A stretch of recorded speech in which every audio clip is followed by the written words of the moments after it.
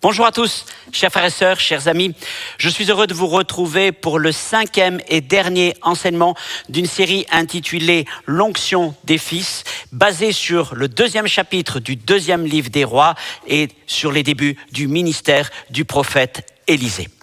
Dans le 4e message, nous avons parlé de la double portion de l'esprit qui était sur Élie et qu'Élisée lui demanda au jour de leur séparation.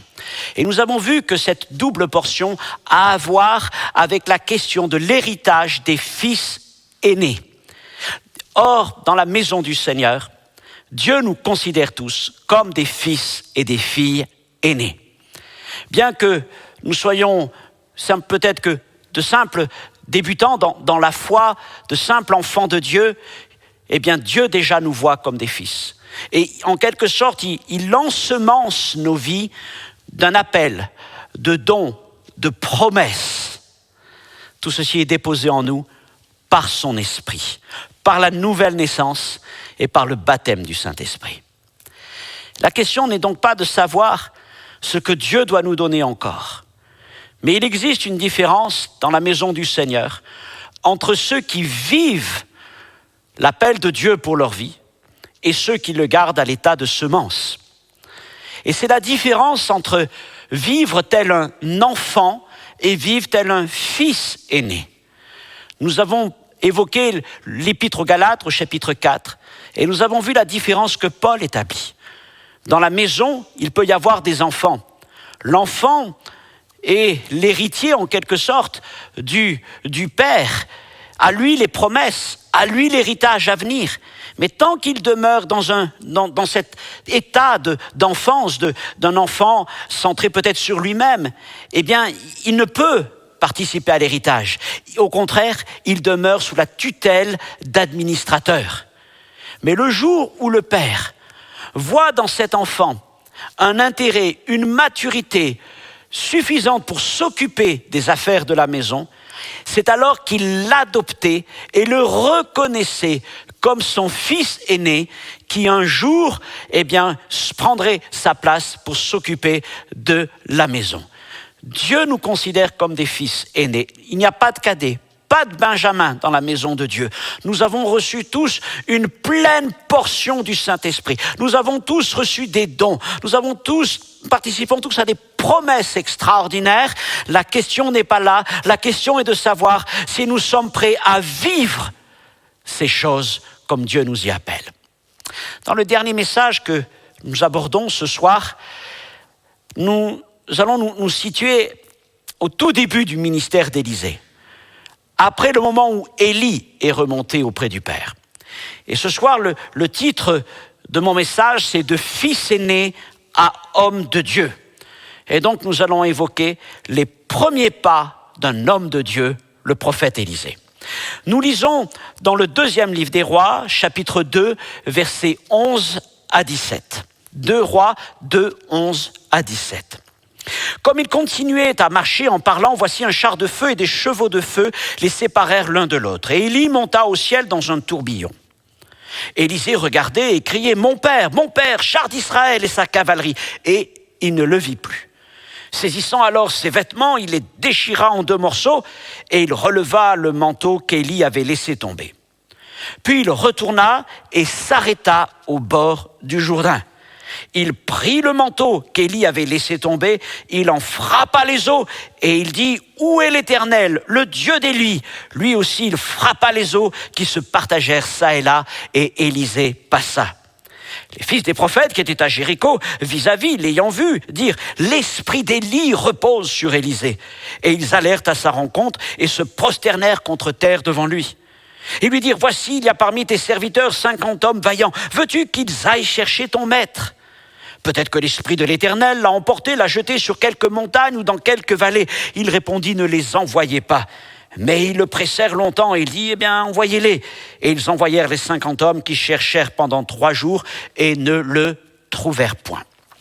Seigneur, ce soir, nous ouvrons ensemble une dernière fois ta parole autour de, Seigneur, ce merveilleux chapitre 2 de ces temps de l'enlèvement du prophète Élie et du début du ministère d'Élisée. Et nous prions et je prie pour que tu parles à nos cœurs, bien plus que tous les mots que je pourrais apporter, Seigneur, que ton esprit puisse nous parler ce soir, puisse parler à travers cet enregistrement, et que, Seigneur, mon Dieu, tu puisses, nous amener à rentrer de plein pied dans notre appel, dans notre destinée, comme le prophète Élisée l'a fait. Merci pour les choses que tu as préparées pour nous, pour les promesses, les dons que tu as déversés dans nos vies. Seigneur, merci pour ta grandeur et ta fidélité. Amen. Voilà donc l'endroit où nous nous retrouvons dans ce 5e et dernier message sur ce passage si important de l'Ancien Testament. Nous sommes au moment où Élisée se retrouve seul. Élie a été emporté dans un char de feu, dans un tourbillon de feu vers le ciel, tout en laissant derrière lui ce manteau qu'Élisée releva et dont il se revêtit après avoir déchiré les siens. Mais maintenant donc, Élisée est seul. Et devant lui, il y a un peuple dont les besoins sont immenses. Et devant lui, il y a un ministère pour lequel Dieu l'a appelé, Dieu l'a qualifié, Dieu l'a préparé et maintenant Dieu l'envoie. Mais jusque-là, Élisée était accompagné, ou plutôt accompagner le vieil homme, et maintenant, il était là, lui, face à sa destinée. Maintenant, ce n'était plus le temps d'être simplement un fils, ou même un fils aîné, mais venait le moment de devenir véritablement un homme de Dieu. Nous allons voir 4 étapes, 4 premiers pas plutôt, des débuts du ministère d'Élisée. Nous allons donc nous arrêter sur cette question d'être seul, se retrouver seul. Déchirer nos vêtements, relever le manteau. Troisièmement, franchir le Jourdain seul et rentrer enfin dans notre appel. Donc premièrement, Élisée est seul. Jusque-là, Élisée s'était appuyé sur Élie et c'est vrai que tout procédait d'Élie. Son appel, sa formation, et cela dura 18 ans. Tout comme peut-être vous êtes dans cette situation où vous êtes appuyé sur un frère, sur une sœur, peut-être un pasteur, un ancien, et pendant des années, vous avez marché à sa suite en quelque sorte, et c'est lui qui vous accompagnait, c'est elle qui priait pour vous, qui vous encourageait, et ainsi de suite, et ainsi de suite. Et puis vient pour Élisée le jour de l'enlèvement d'Élie, et donc du jour où pour la première fois en bien des années, il se retrouverait seul. Comment procéderait-il alors? Parce que c'est une chose que d'accompagner Élie, et ça en est une autre, que de devoir servir le peuple avec la double portion de l'esprit d'Élie, mais sans Élie.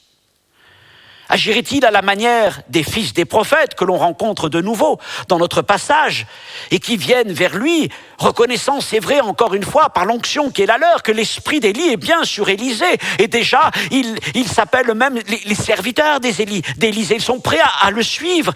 Et il lui pose malgré tout cette question. Veux-tu qu'ils aillent chercher ton maître? Veux-tu que quelques-uns parmi nous aillent chercher ton maître? Voyez-vous, c'est encore la mentalité des fils des prophètes.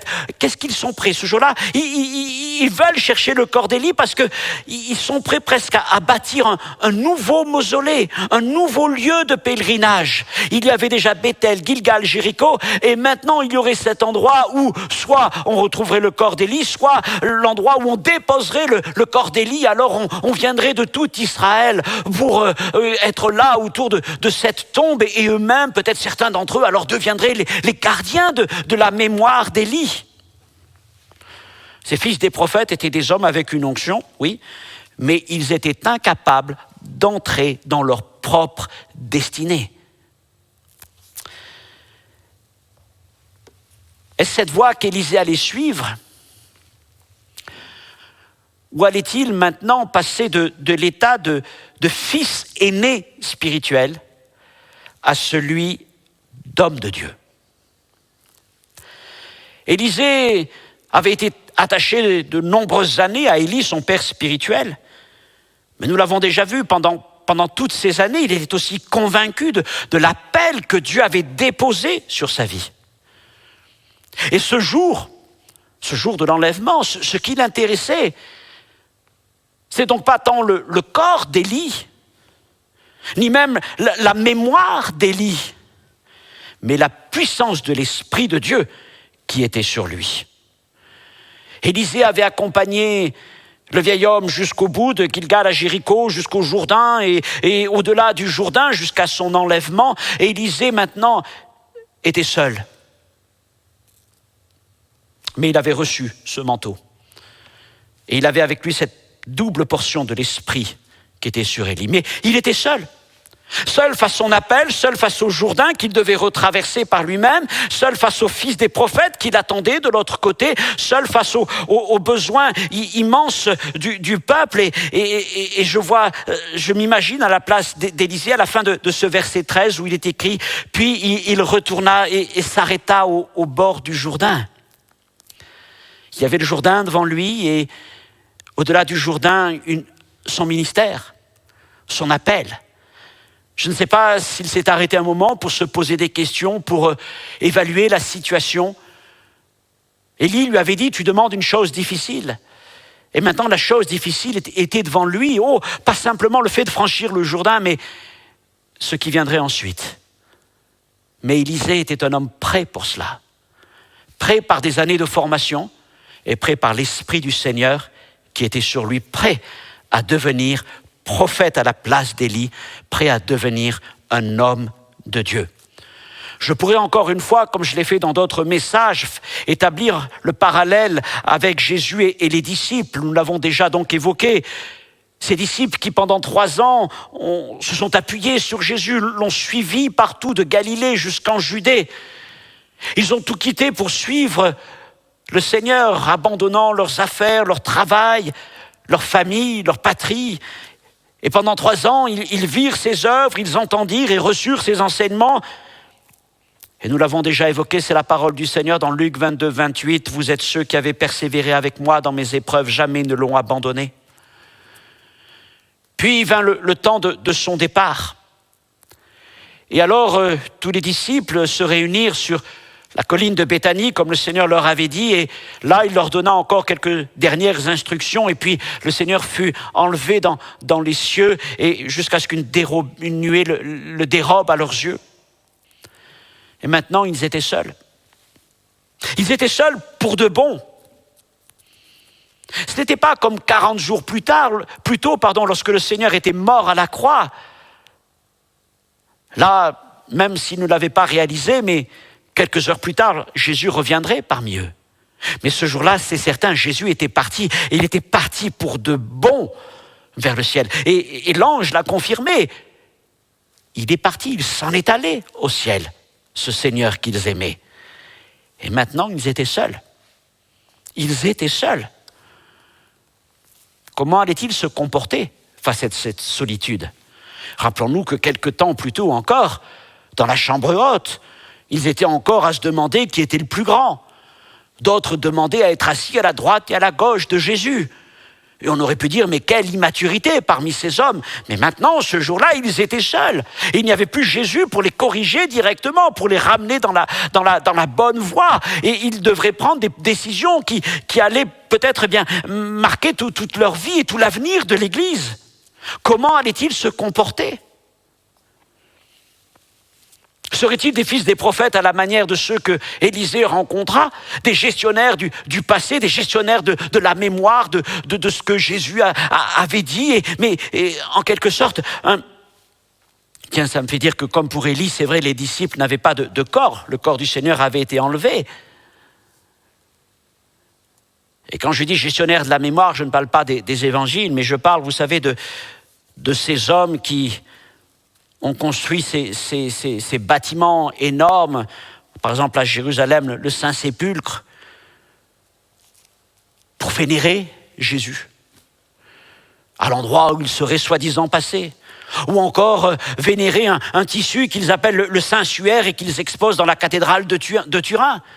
Voilà une espèce de gardien de choses passées. Mais tout cela n'a pas la vie en soi. Mais ce n'était pas là l'appel des apôtres. Le Seigneur ne les avait pas appelés pour garder ce genre de choses, pour établir une station de pèlerinage. Le Seigneur les avait appelés pour devenir ses témoins de par les nations. Mais quand le Seigneur est enlevé là dans le ciel, à la manière d'Élie, il semble que les disciples soient comme arrêtés, certainement stupéfaits, ébahis, n'osant ôter leurs yeux de ces nuées. Peut-être que quelque chose allait se passer. Et puis enfin, ils sont rappelés à l'ordre par un ange et ils se souviennent de la mission que Jésus leur a confiée et ils retournent alors à Jérusalem dans l'attente de l'accomplissement de la promesse. Mais ils étaient seuls. Je vais vous dire, rien de mieux qu'un chrétien qui en arrive au stade où Jésus le place seul face à lui-même, seul face à sa foi, à son appel, à sa mission. C'est le moment où le Seigneur le considère plus simplement comme un fils aîné, mais il l'appelle à devenir un homme, une femme de Dieu à part entière. C'est le moment où il va démontrer que l'œuvre que la parole et l'esprit ont accomplie dans sa vie et qu'elle est véritablement apte à vivre l'appel de Dieu.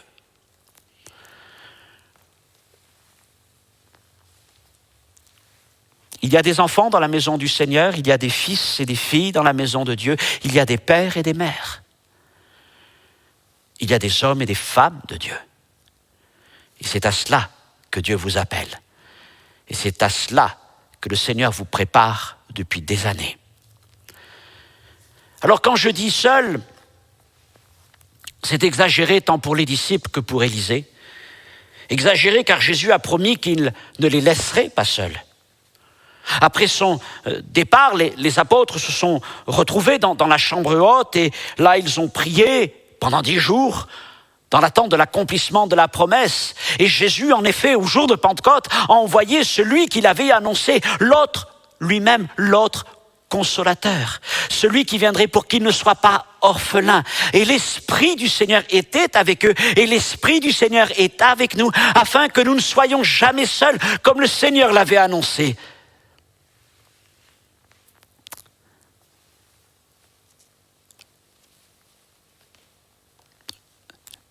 En revenant à Élisée,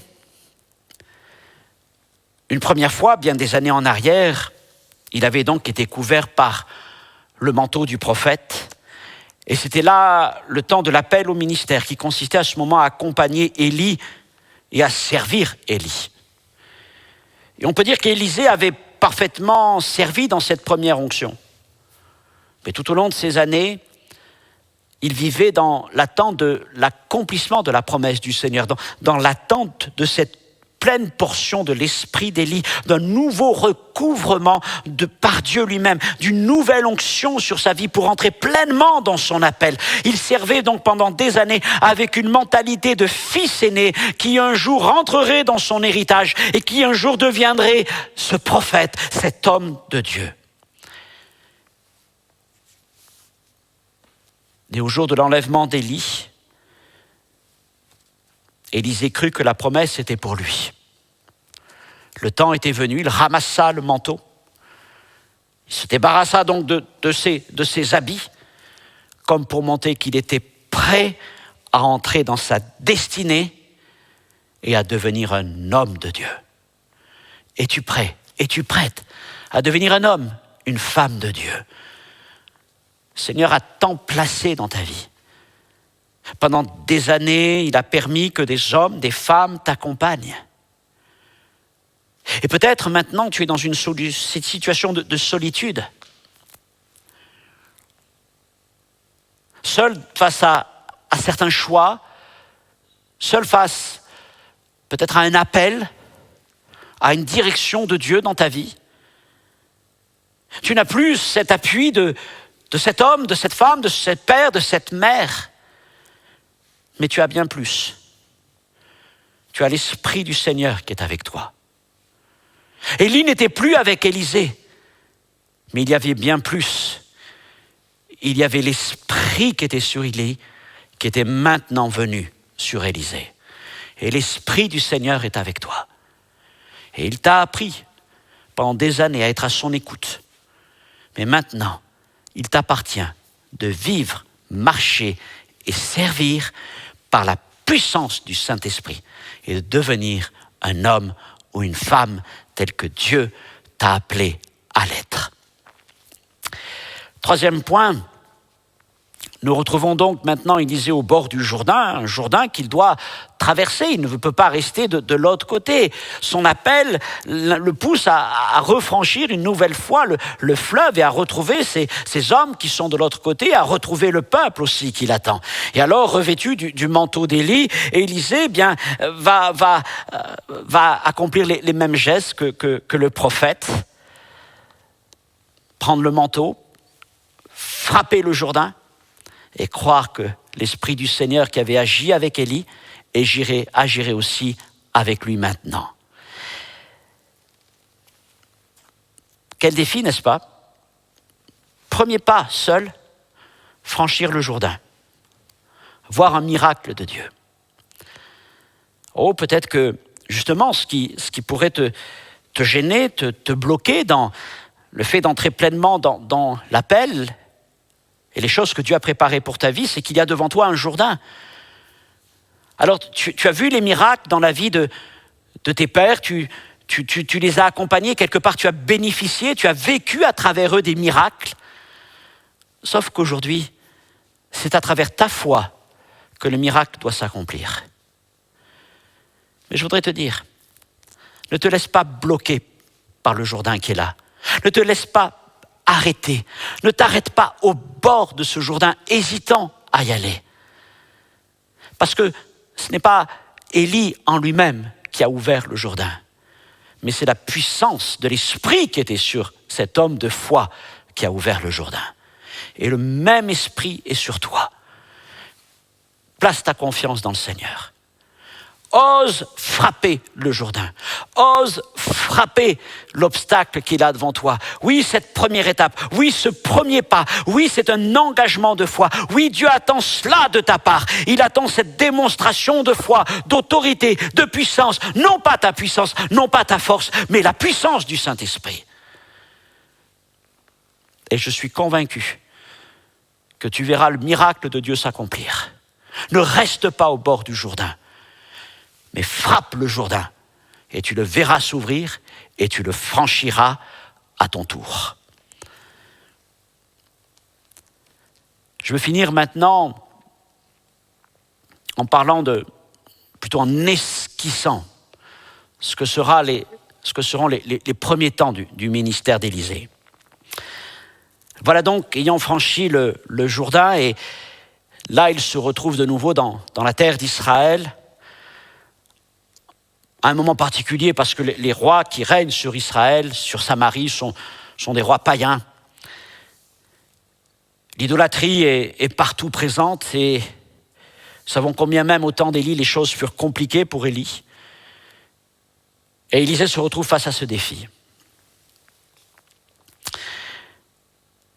Ce qui est intéressant, c'est que dans les chapitres qui viennent, à partir de la fin du chapitre 2, puis jusqu'au chapitre 6, etc., on va retrouver Élisée retournant dans chacune des villes qu'il avait visitées avec Élie, c'est-à-dire Bethel, Gilgal, Jéricho, sauf qu'il le fait à l'envers, par Jéricho, Bethel, Gilgal. Il va refaire le tour dans l'autre sens. Finalement, on pourrait dire que le parcours d'Élisée était assez semblable à celui d'Élie. Il n'y avait pas une grande volonté, une grande nouveauté. Mais je veux dire, c'est un peu pareil pour nous. Nous marchons aussi dans les traces de nos pères. Nous suivons la voie de l'Évangile. Et nous avançons dans ces choses dans notre génération. Élie avait marché dans ces villes dans sa génération, et Élisée devait marcher dans ces villes dans sa génération. Maintenant, ce qui est important, c'est de considérer, et c'est ce que nous montrent les textes, que dans chaque ville où Élisée passa, la ville fut transformée. La ville fut transformée après le passage d'Élisée. Et vous pourrez lire, là, dans les chapitres qui viennent, les grandes choses qu'Élisée accomplit dans ces trois villes. Jéricho, comme il purifia les eaux de la ville de Jéricho, l'histoire des petits garçons de Bethel, qui est très étrange, mais qui nous parle là d'idolâtrie. Et puis ensuite, l'histoire de Gilgal, et là encore du miracle qu'il va accomplir lorsque la mort était dans la soupe. Enfin, vous relirez ces merveilleuses histoires. Question. Aurait-il accompli ces grandes choses et d'autres encore s'il s'était contenté de demeurer tel un fils des prophètes, s'il s'était contenté même de vivre comme un fils aîné, mais à travers Élie quelque part? Non. Pour vivre ces grandes choses, il devait devenir cet homme de Dieu. Mes frères et sœurs, comment traversez-vous cette vie? Oui, nous retrouvons la plupart du temps dans les mêmes lieux, les mêmes situations spirituelles, morales, sociales, familiales que ceux qui nous ont précédés. Nous avons les mêmes luttes, les mêmes combats que les générations précédentes, évidemment avec un contexte parfois qui évolue un petit peu, mais allons-nous être simplement des pèlerins, des gens qui passent, ou allons-nous être des gens qui transforment les endroits où nous nous trouvons? Qu'allons-nous laisser derrière nous? Quelle marque allons-nous laisser de notre passage? Eh bien, tout dépend encore une fois de la manière dont nous vivons notre vie chrétienne. Mais ce soir, je m'adresse à ceux que le Seigneur appelle à être des hommes et des femmes de Dieu. Tu n'es plus simplement un fils aîné, une fille aînée dans la maison de Dieu, mais le Seigneur t'appelle maintenant à entrer de plein pied dans l'appel de Dieu pour ta vie. Il t'a donné les promesses, il t'a donné l'onction, la puissance. Au contact de tes pères, au contact du Saint-Esprit, tu as appris à vivre ces choses, à les aimer. Maintenant, mets-les à l'œuvre.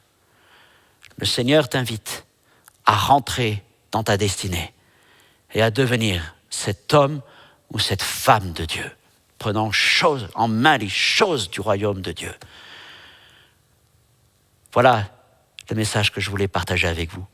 J'espère qu'à travers ces 5 enseignements autour du début du ministère d'Élisée, vous avez pu être encouragés d'une manière ou d'une autre, que certaines choses ont pu ouvrir votre cœur, votre pensée, encourager votre foi, vous montrer quel est le plan de Dieu pour votre vie et peut-être vous pousser à aller un peu plus loin. La parole du Seigneur est vivante, elle est puissante et elle agit encore dans nos vies. Et je veux prier pour qu'elle agisse en vous.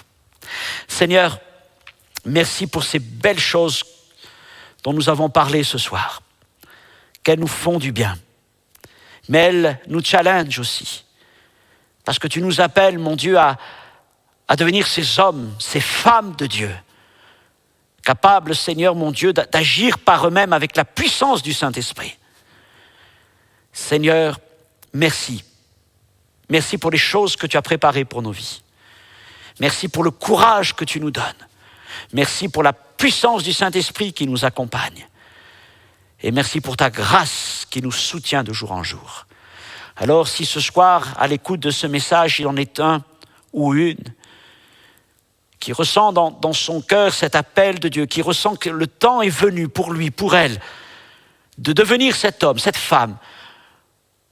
Peut-être quelqu'un qui est là comme se retrouvant d'une certaine manière seul parce que leur père, leur mère spirituelle n'est plus là. Eh bien, je te prie que l'homme de Dieu soit révélé, que la femme de Dieu soit révélée, qu'il ne soit pas, Seigneur, comme arrêté par le pas de foi qu'ils doivent accomplir face au Jourdain, mais de croire que tu les accompagneras pour traverser le Jourdain et même au-delà. Et là où tu les enverras, ils seront des agents de transformation. Seigneur, ce n'est ni par la force, ni par la puissance, mais par ton esprit. À ton nom soit toute la gloire, mon Dieu. Amen. Merci de m'avoir suivi dans cette série de 5 messages que vous pouvez donc retrouver sur notre chaîne YouTube. J'espère qu'elle vous aura donc encouragé. Écoutez, réécoutez, mais surtout vivez. Vivez ce que Dieu a préparé pour vous. À une prochaine fois, Que Dieu vous bénisse. Au revoir.